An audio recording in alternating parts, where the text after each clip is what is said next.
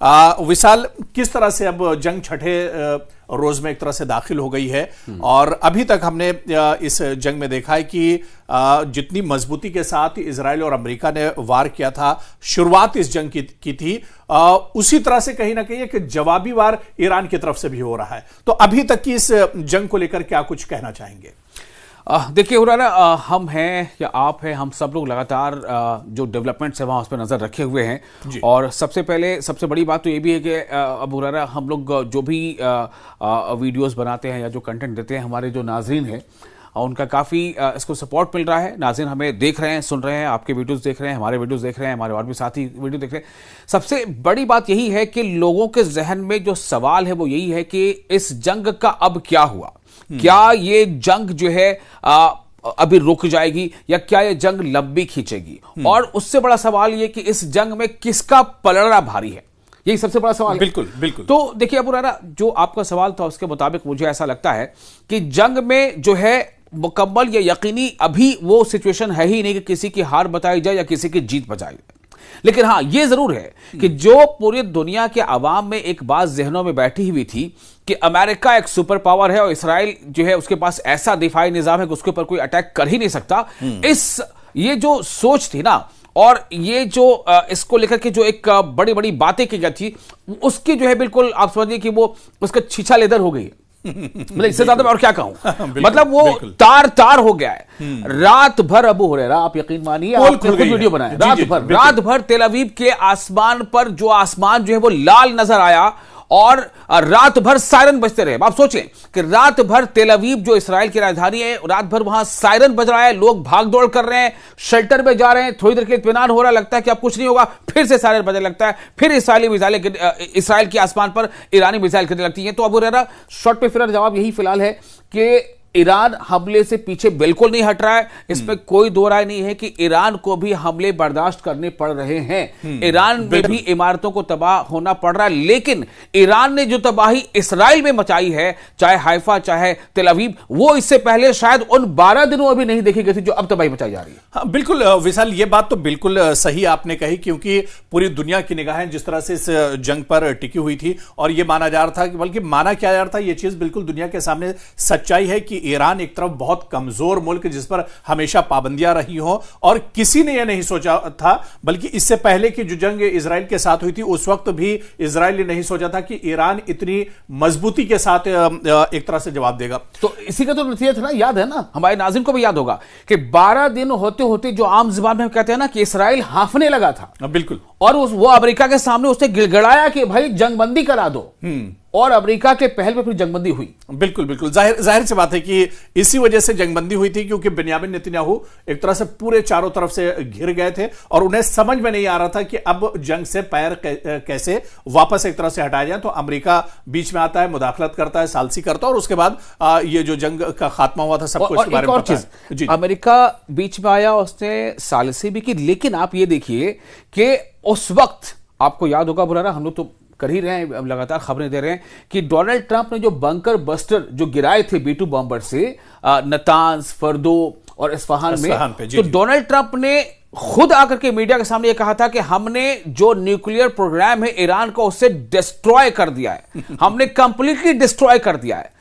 तो आखिर वही डोनाल्ड ट्रंप है ना, वही अमेरिका है ना, वही ईरान है, वही दुनिया है। तो फिर अब अमेरिका अगर यह कह रहा है कि हम न्यूक्लियर प्रोग्राम को डेवलप नहीं होने देंगे, तो इसका मतलब क्या है कि अब या तो आप पिछली बार झूठ बोल रहे थे, आपने गलत बात दुनिया के सामने रखी थी, या अब आप झूठ बोल रहे हैं। तो अमेरिका में कैसे डोनाल्ड ट्रंप बार बार यू टर्न ले लेते नजर आ रहे हैं, ये भी हम सामने देखा। अब मैं आपसे मैं एक सवाल करना चाहता हूं, मुझे ये बताइए अबू हुरैरा कि जो हमले हुए तो ऐसा माना गया कि एक तरफ तो देखिए इनकी मक्कारी देखिए, मतलब जो मुबस्सिरीन कह रहे हैं वो ये कह रहे हैं कि डोनाल्ड ट्रंप यानी अमेरिका जो है वो ईरान के साथ बिल वास्ता मुज़ाकरात में शामिल था। ये मुज़ाकरात चीन में एक इनडायरेक्ट रिप्रेजेंटेटिव से बातचीत हुई थी, फिर मस्कत में हुई, फिर जेनेवा में हुई, बातचीत हो रही है और दूसरे ही दिन जो है उसने अटैक कर दिया। ठीक है, मैं ये जानना चाहता हूं कि अमेरिका और इसराइल, उन्होंने शायद ये सोचा होगा कि अगर हम टॉप लीडरशिप का खात्मा कर देंगे, चाहे आयतुल्लाह अली खामनेई या फिर उनके जितने भी मुशीर हैं या अलग अलग शोबे के, तो उसके बाद ये बिल्कुल जो है उनकी जीत हो जाएगी। आपको अब क्या लग रहा है, जंग के छठा दिन में दाखिल हो चुका, क्या आपको लग रहा है कि वो उसमें मकसद में कामयाब हुए? नहीं, जिस तरह से ईरान पलटवार कर रहा है, इसमें देखिए आपने 2-3 सवाल असल में एक तरह से कर दिए, तो मैं शुरुआत बल्कि यहां से करूंगा, क्योंकि अमेरिका का और इजराइल का एक तो दोगलापन, और इससे पहले भी चाहे वो हमास की बात कर लें या मशरिक़ वस्ता की दूसरी जो ताकत है, या फिर ईरान की बात कर लें। हाँ। अब ये असल में इजराइल या अमेरिका इस ताकत पे कोई भरोसा नहीं करते। आप देखिए गजा में क्या हुआ, कई बार जंगबंदी हमास और इजराइल के दरमियान हुई, लेकिन हमेशा इजराइल ने एक तरह से जंगबंदी की और उसके बाद जंगबंदी एक तरह से तोड़ दी और अचानक उसने अटैक गजा पर शुरू कर दिए। कुछ ऐसा ही, कुछ जंगबंदी तो तोड़ी ही तोड़ी, लेकिन आप ये देखिए, फिर से मैं याद देना चाहूंगा कि कतर के दोहा में जब टॉप लीडरशिप ईरान हमास की वहां मौजूद थी, तो इसराइल ने वहां पर मिसाइल दागे थे, ठीक है। उस दौरान भी बातचीत का मरहला जारी था, उस दौरान भी हमास की और इजराइल की बीच में जो वफद था, उस दरमियान बातचीत कंटिन्यूएशन में था, और उसी बातचीत में हमास क्या मुद्दों को रखेगा उसको लेकर हमास की अपनी बैठक थी दोहा में, उस पर इसराइल ने हमले कर दिए थे। मतलब आप बातचीट का एक बहाना, एक चादर फैलाते हो और लोगों को गुमराह करते हो, यह बताना चाहते हो कि हम बातचीत कर रहे हैं, we are very true, we are not war loving, we are dialogue loving. लेकिन होता क्या है कि आप सामने वाले को गुमराह करने की कोशिश करते हो, एक तरफ बातचीत में उलझा करके, और फिर आप हमले कर देते हो। नहीं, तो बिल्कुल इनका असल में रवैया शुरू से देखिए यही रहा है, और यह कहा जाता है कि जो हम लोग आमतौर से कहते हैं कि यहूदियों पर भरोसा नहीं करना चाहिए, कभी भी धोखा दे सकते हैं। तो ठीक यही एक तरह से हुआ, चाहे अमेरिका की बात कर लें या इजराइल की बात कर लें। गजा की लड़ाई में अक्सर यह देखने में आया, और इससे पहले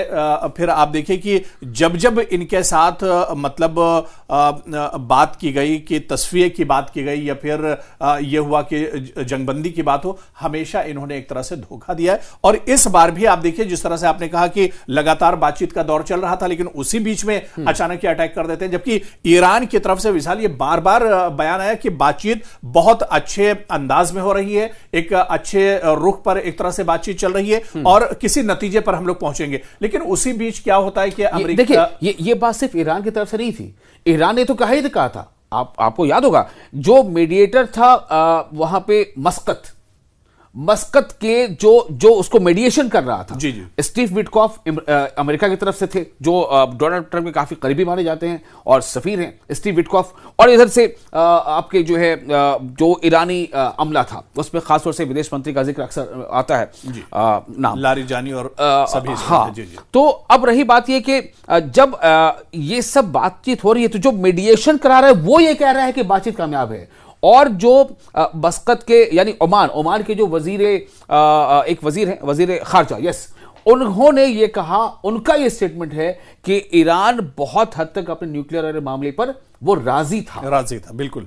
लेकिन इसके बावजूद फिर यह हमला हो जाता है। दरअसल नियत का पूरा मामला है विशाल। यहां पर आप देखिए कि न तो इजराइल की नियत साफ है और ना ही अमेरिका की नियत साफ है, और जो इससे पहले हम लोग बातचीत कर रहे थे कि दरअसल यह पूरा मंसूबा है इजराइल का, ग्रेटर इजराइल का, और उस ग्रेटर इजराइल के रास्ते में जो एक बड़ा रोड़ा है मशरिक़ वस्ता में, वो दरअसल ईरान है, और ईरान को कहीं ना कहीं अमेरिका के साथ इजराइल हटाना चाह रहा है, और इसी वजह से पूरी जंग छेड़ी गई है। बाकी वो तो सब बहाने हैं, जिस तरह से आपने बहुत अच्छी अभी मिसाल दी कि एक तरफ जहां 12 दिन की जंग हुई थी, तो अमेरिका ने कहा था कि B-2 बॉम्बर गया है, और जो न्यूक्लियर प्लांट्स हैं ईरान के, वो तबाह बर्बाद कर दिए गए हैं। और उसके बाद अब फिर एक बार न्यूक्लियर प्लांट्स ईरान के अंदर पैदा हो गए, कहां से यूरेनियम पैदा हो गया, तमाम चीजें। तो ये तो एक तरह से अमेरिका और इजराइल का बहाना है, दरअसल सिर्फ और सिर्फ ईरान को मिटाना है इनका जो मकसद है। ये इनकी नापाक दरअसल जो नियत है वो यही है कि ईरान को इस खित्ते से हटाया जाए, बल्कि और मशरिक़ वस्ता में दूसरी और जो ताकतें हैं, दूसरे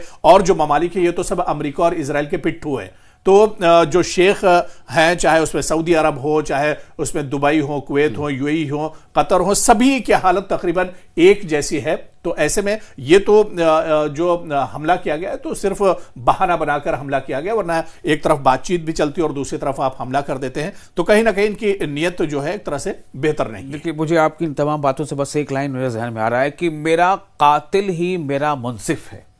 यानी जो मुझे कत्ल करने का इरादा रखता है, या जो मुझे बार बार अपने इरादों से कत्ल तो कर ही रहा है, वही मेरा मुंसिफ है। तो मुझे आप ये बताएं कि जब आप खुद अभी ये कह रहे हैं, वो रहा, हम सब जान रहे हैं इन बातों को, कि ईरान को छोड़ के जो जितने अरब ममालिक हैं, क्या उन्हें यह नहीं पता है कि इसराइल के मिनिस्टर्स बार बार ये कहते रहे हैं कि हमें ग्रेटर इसराइल बनाना है? क्या उन्हें ये नहीं बेंजामिन नेतन्याहू इस बात को कहते हैं? बिल्कुल, जी जी। तो जब वो यूएन में बाकायदा उन्होंने नक्शा दिखाया सबके बार बार ये कह रहे हैं, अच्छा क्या वो उनको ये नहीं पता है कि न सिर्फ वो कह रहे हैं बल्कि कर रहे हैं? अभी आप देखिए, एक तरफ दुनिया ईरान जंग में मुलविस है ना, कि ईरान जंग में ईरान में क्या हो रहा है, इसराइल क्या हो रहा है, और इसराइल क्या कर रहा है? लेबनान पर ताबड़तोड़ हमले किया जा रहा है। क्या मकसद है? क्योंकि उसको अपनी सरहदों को इसराइल से और आगे लेबनान की तरफ बढ़ाना है। लेबनान पर लगातार ताबड़तोड़ हमले हो रहे हैं इसराइल की जानिब से। अब आप देखिए कि जब ये ग्रेटर इसराइल का ये जब आपको पता है, और जो आप कह रहे हैं कि जो इस मतलब जिन्होंने इसराइल के बारे में उनके नियत को समझा है या कुछ तारीखी जिनके पास मुताला है उनको मालूम है, तो आखिर ये लोग क्या कर रहे हैं? ये अरब ममालिक, उन्होंने अमेरिका को बुला रखा है कि वो हमारी हिफाजत करेगा, जबकि अमेरिका जो है इसराइल की मदद कर रहा है, और वही अमेरिका की वजह कर आज इनके मुल्क खुद अपने जो है इनके ऊपर खतरा आन पड़ा है। इनके कितने तनसीबात पे और होटलों पे और यहाँ वहां हमले हो रहे हैं, किसकी वजह से हो रहे हैं? अमेरिका की वजह से हो रहे हैं। जब पूछिए अमेरिका को, इन्होंने इतने पैसे खर्च करके उन्होंने अड्डे बना रखे थे, तो ये तो वही बात हो गई ना कि जिसे मैं अपना जज समझ रहा हूं कि वो हमारे लिए हक में फैसला करेगा, दरअसल वो तो मेरा कातिल है। और विशाल, आप देखिए कि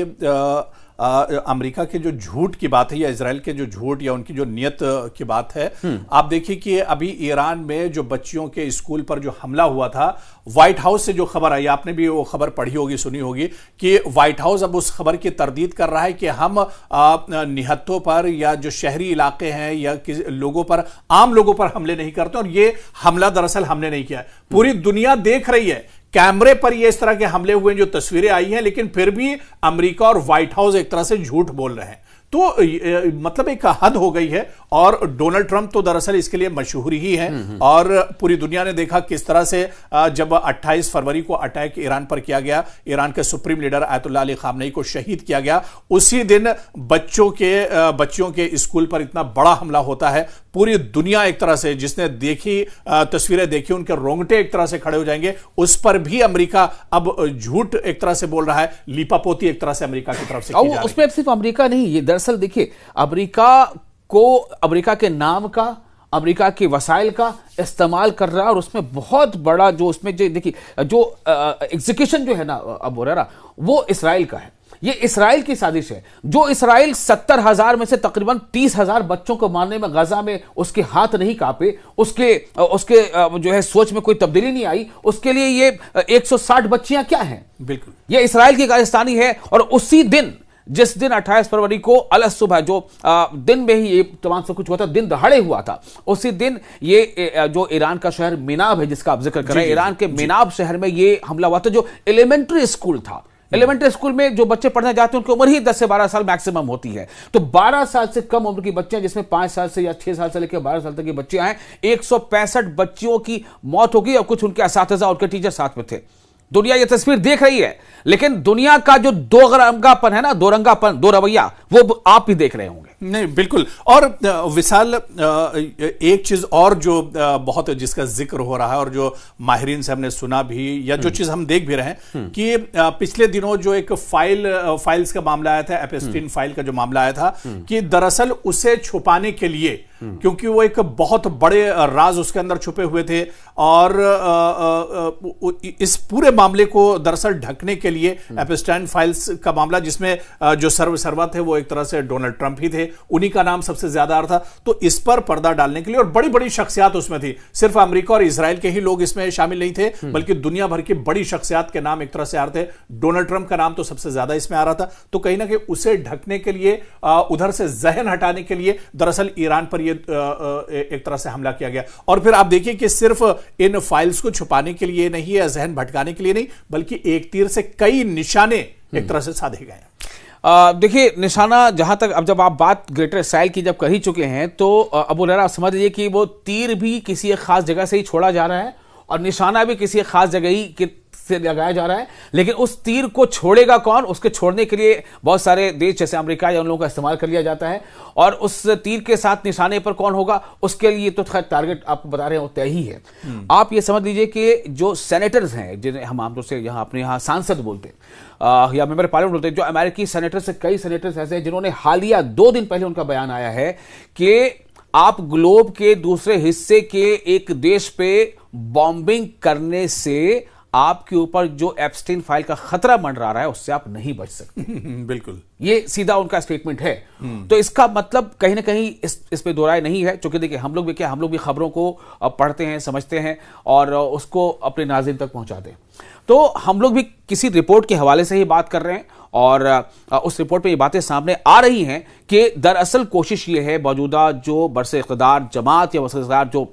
अमेरिकी सदर हैं कि वो चाह रहे हैं कि दुनिया क्या या अमेरिकी आवाम का ध्यान जो है कहीं और शिफ्ट किया जाए और वो जो फाइल का आप जिक्र कर रहे हैं उससे लोगों का ध्यान हट जाए। इस पर एक बात तो खैर है ही। अब आते हैं कि अबू हुरैरा आज क्या कुछ हो रहा है, मतलब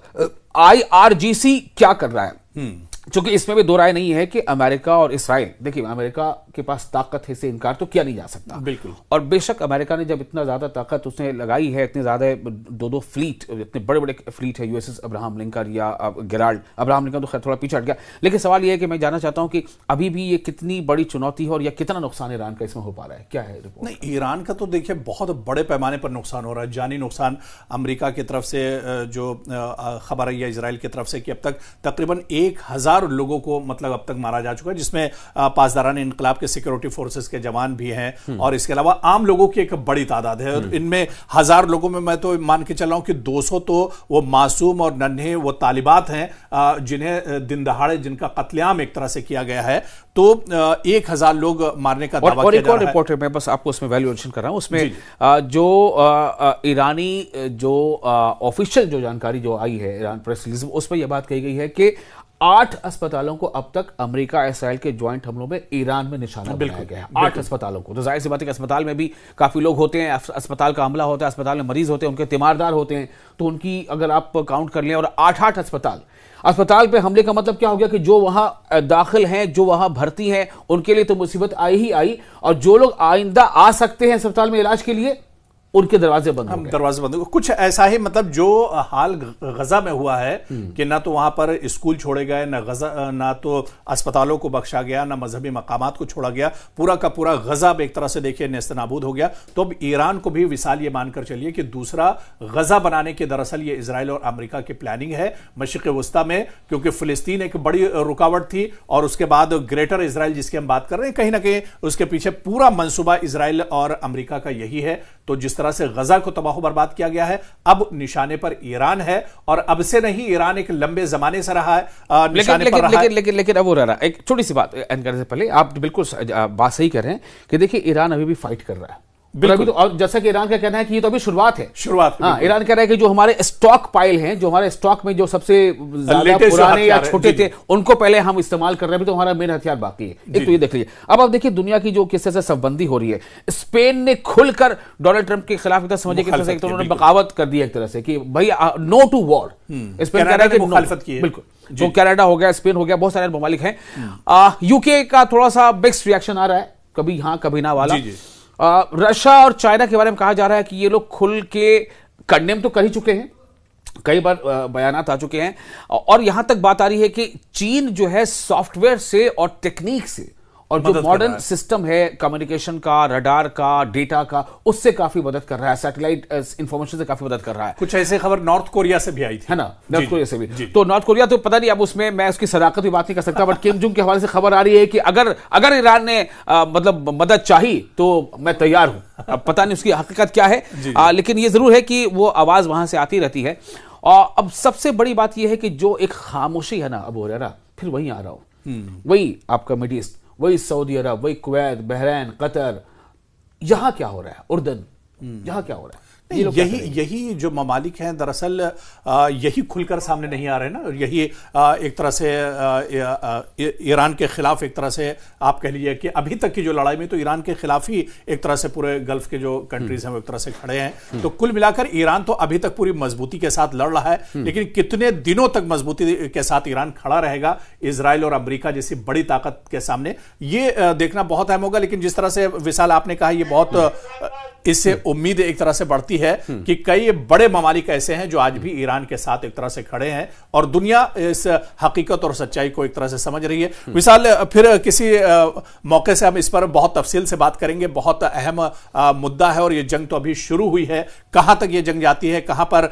एक तरह से जो मिसाइल और बम की जो गरज और धमक है यह रुकती है, यह देखना भी बहुत अहम होगा। विशाल, बहुत बहुत शुक्रिया हमारे साथ जुड़ने के लिए और हमारे तमाम जो नाज़रीन जो हमारे साथ लगातार सुन रहे हैं और हमें बिल्कुल उन सभी का भी बहुत बहुत शुक्रिया।